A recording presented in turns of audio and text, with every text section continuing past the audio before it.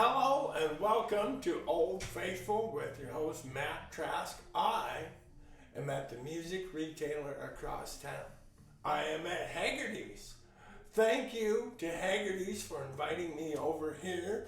Thank you, as always, to Perfect Wave Productions, and I will be back there, but I do want to thank Haggerty's for this amazing setup here. Still, thank you to Black Hills Blend Espresso. Joel made these today, Kris. Thank you, Joel. And some of you may be saying, holy crap, how did he get Black Hills Blend Espresso and get to Haggerty's in time? I went to one of the 3 other convenient locations, Kris. There you go. Yeah. My thanks to my guest today, Kris Erickson. Thanks it for is having so me, man. nice to see you. Yeah, Thanks for always being a on my pleasure. show. We will get to this. You may notice there are a few less strings than we usually have on the show, but I have some other things to talk about. The re-emergence of my favorite band that I have never seen or heard, Born to Suffer. Yeah. Is it true? I am 99.86% sure that we're going to be back. And you tell us about Born to Suffer. It's a 90s sludge heavy metal band, and we just write heavy riffs, and yeah. Awesome. On to something more fun. This guy, as you may have noticed, has one of the greatest speaking voices in the world. He is the voiceover guy here at Haggerty, so we're going to play a fun little game.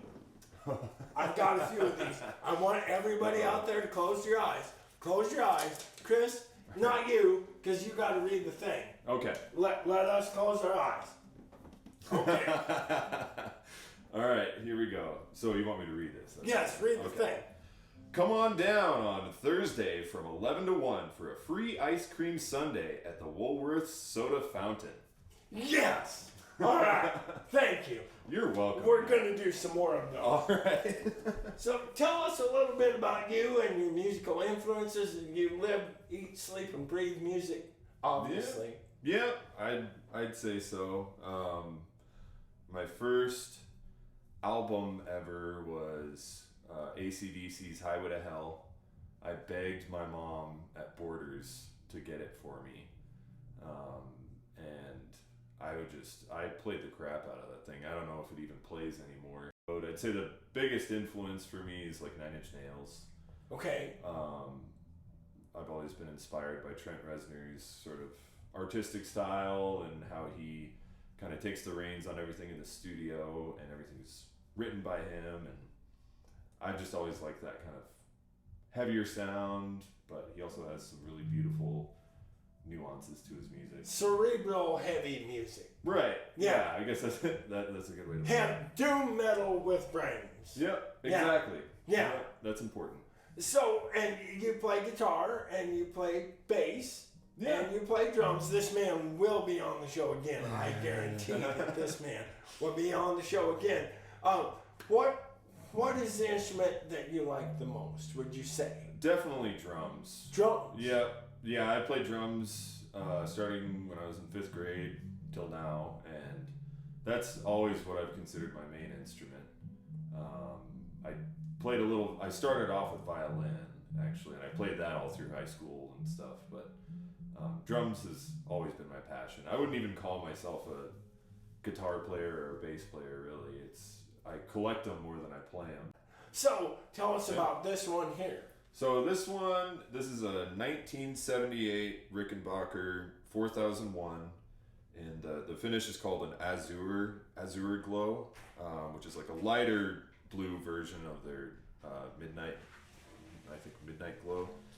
And when I got it, it was a little worse for wear. It didn't function, first of all. None of the electronics worked. It had an aftermarket bridge pickup. Some of the binding was coming unglued here. I had it all taped up so it didn't fall off. And over the years, I've just slowly kind of brought it back to life. I found I believe it's a 1972 bridge pickup. What is the fretboard on that, first of all? It is. I'm pretty sure it's rosewood, but the thing about Rickenbacker is they lacquer their fingerboards. Oh, Doesn't matter what okay. material it is, they put lacquer on it. Okay, So- lacquered rosewood, perhaps. It looks different Yeah. than their standard. So, what drew you to this magnificent instrument? Well, it was mainly the price. Okay. Not gonna lie. I mean, I've always loved Rickenbackers, and but this one, my boss Marcus LeVay here at Haggerty's Music. I work at Haggerty's, by the way.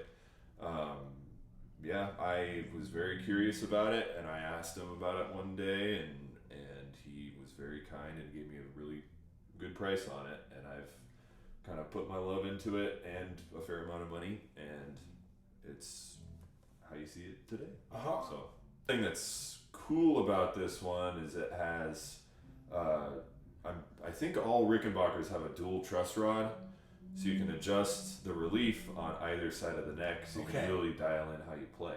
But the thing is when I got this one, someone had like smashed in both of the truss rod adjustments up top. Oh, that's not good. And yeah, so you couldn't get a tool under there at all. So I had Scott Pack down there in the luthier room. He was able to sort of extract the truss rods and put new adjusters on them, and it plays fantastic now. Yeah, those Scott and Laura in the string repair shop, they do really good work. That Scott down Yeah. there in the Wizard's Den. is Yeah, something else, exactly. isn't he? Exactly. Yeah. Yeah. So we've got two, are those single coil pickups? Yep, 2 single coils. Single, 2 volume, 2 tone, Mm-hmm. a 3-way switch it looks like. Yep. Do you know, because I don't, is it wired in series or anything silly like that? I am not entirely sure. Okay. I do know that it with the 4001s and I think with the 4003s, the modern version of this, Oh, they look run at them that. in Rico sound, which is their Sure. stereo output. So this, if you just have it in one output, then you're able to use both pickups. But if you have both outputs running out, then this one's gonna just be for the bridge pickup, and then this one's just gonna be for the neck Oh, pickup. I see. So- Okay. And tell us about that bridge. Do you like it? Is there anything you don't like about it? Yeah, I don't have any issues with it. It has an old crusty felt pad that you used to be able to adjust it A to mute. engage a mute, Sure. but it's deteriorated over the years. And Why don't you tell us what your normal rig is? so I play. The exact model escapes me right now, but it's a Gallon Kruger, 650 watt bass head, and yeah, I run it through an Ampeg 8x10 fridge Okay. with the wheels and the 150-pound cabinet and 8 by 10. 8x10. Yep. Wow. Yep. It's about 5 feet tall. How is the rest of the band about the 8 by 10? They encouraged me to get it. Really? Yeah. Well, yeah. Born to Suffer is pretty loud. We band. need the low end Yeah. for Yeah. our cerebral doom metal. Exactly. Yeah. Yeah.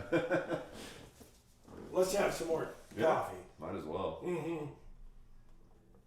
We're both enjoying Americanos today. We're both men of simple Very taste. nice. What's the guy's name? Joel. Joel. Yeah. Good job, Joel. Cheers, Joel. Nice Happy man. New Year to you, buddy.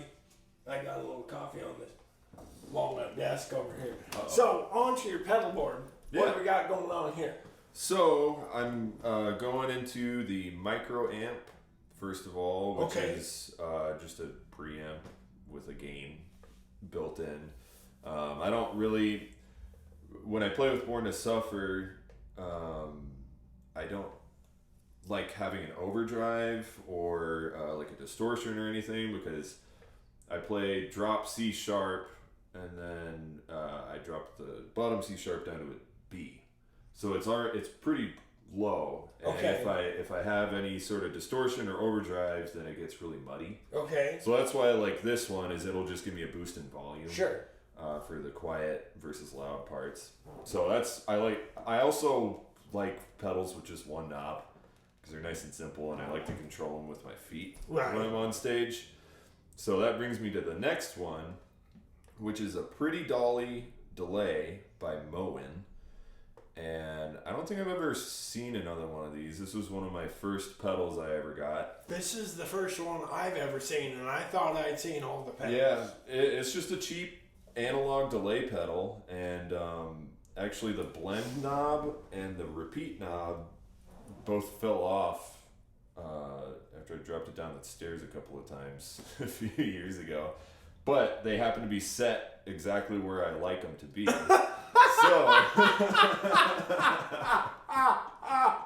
So that leaves me with the time knob, Right. which will, it'll adjust how fast the delay is, Right. which is what I need. Right. And because those two knobs are missing, I can adjust that time knob with my foot when I Perfect. need to. So just the stars aligned with that. Unintentional modification. There you that go. worked out perfectly. Yeah. Awesome. I like that story a lot. Thank you. Yeah. It's 100% true. Yeah, I used to be a lot more rough on my gear when I was younger. But yeah, so the freeze pedal, that's one that I really just use, especially with Born to Suffer, just to get kind of weird, eerie, creepy sounds. Okay. And what is it supposed to be? So the freeze pedal will, when you engage the switch, it'll sort of freeze whatever sound you were playing through it as you engage that switch. Oh, okay. So you can just have it play one note, and it has kind of a synthy sound if you're just playing just a single note. What I like to use it for is just like string scratches. Okay. And you can get some cool rhythmic sort of percussive sounds with it that way that sound kind of eerie, that really work well for what Born to Suffer's doing. You got it. All right. Close your eyes. Yep. Okay. Of course. The nights get mighty lonely out here on the range. That's another good one. I wrote that and it was still funny. I want to thank you for being on the show. Of course. Yeah. You are going to love this. Uh-oh. You are going to love this. I wrote this at noon today. Really? Yes, I did. Remember my sponsorship with Trask LLC? Round and Square Bales, 515-0858. My thanks to Haggerty's Music Works, the music retailer across town. My thanks to Perfect Wave Production. And my thanks to Kris Erickson. And you get to read this. Oh, here we go. Trent Reznor says, "Change your strings." I love it. It's personalized. Ladies and gentlemen, Kris Erickson, you going to play us something? I'll just sit here and listen. Sure, yeah.